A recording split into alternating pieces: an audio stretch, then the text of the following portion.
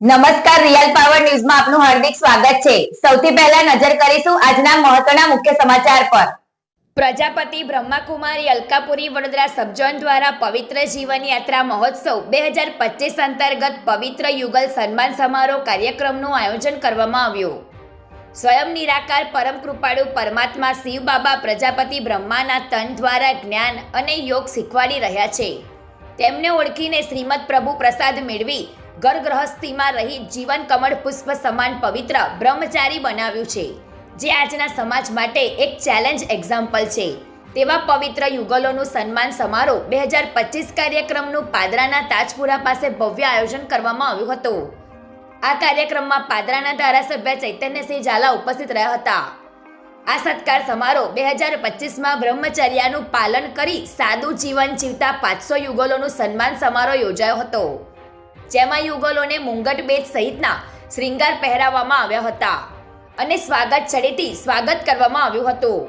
કાર્યક્રમમાં માઉન્ટ આબુથી બ્રહ્મકુમારી ઉષા દીદી, બ્રહ્મકુમારી પૂર્ણિમા દીદી, બ્રહ્મકુમારી નેહા દીદીએ આશીર્વચન આપ્યા હતા। આ સાથે અમદાવાદ, ગોધરા, હાલોલ, ડભોઈ સહિત ઝોનમાંથી ઇન્ચાર્જ ઉપસ્થિત રહ્યા હતા।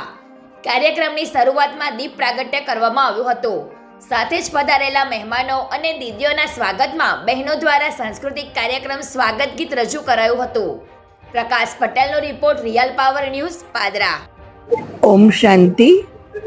પ્રજાપિતા બ્રહ્માકુમારી ઈશ્વરીય વિશ્વવિદ્યાલય તરફથી આજે વિશેષ પાદરામાં સ્થિત ગ્લોબલ રિટ્રીટ પેલેસની અંદર એક વિશાળ કાર્યક્રમનું આયોજન થયું છે અને એક વિશેષ એટલા માટે છે કે આજે પવિત્ર યુગલ સન્માન સમારોહ છે।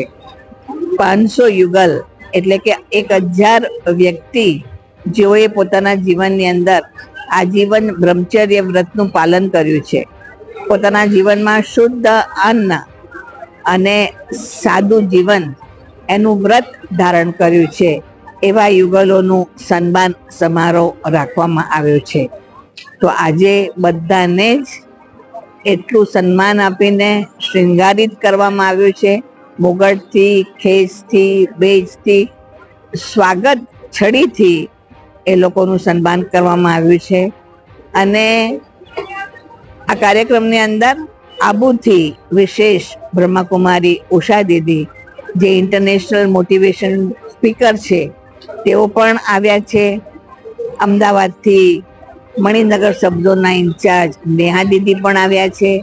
નડિયાદ સબઝોનના ઇન્ચાર્જ પૂર્ણિમા દીદી પણ આવ્યા છે। ડભોઈથી જ્યોતિ દીદી, ગોધરાથી સુરેખા દીદી, વડોદરાના મીના દીદી, આ બધા જ આ કાર્યક્રમમાં ઉપસ્થિત રહ્યા અને કાર્યક્રમને સુચારુ રૂપથી ચલાવવામાં આવ્યું। કાર્યક્રમનું કોઓર્ડિનેશન વિશેષ આબુથી પધારેલ બ્રહ્મકુમાર વિવેકભાઈએ કર્યું, જે પોતે કવિ છે અને બહુ સુંદર રીતે કાર્યક્રમનું કોઓર્ડિનેશન કર્યું। તો આ રીતે આજનો કાર્યક્રમ ખૂબ જ સફળતાપૂર્વક સંપન્ન થયો છે અને કાર્યક્રમ બાદ બધાને માટે બ્રહ્મભોજન બનાવવામાં આવ્યું છે। તો બધા જ બ્રહ્મભોજન સ્વીકાર કરીને પોતાના સ્થાન પર જશે। ઓમ શાંતિ। ગુજરાતી સમાચારો ઘરે બેઠા નિહાળવા માટે રિયલ પાવર ન્યૂઝ ચેનલને લાઈક કરો, શેર કરો, સબસ્ક્રાઇબ કરો।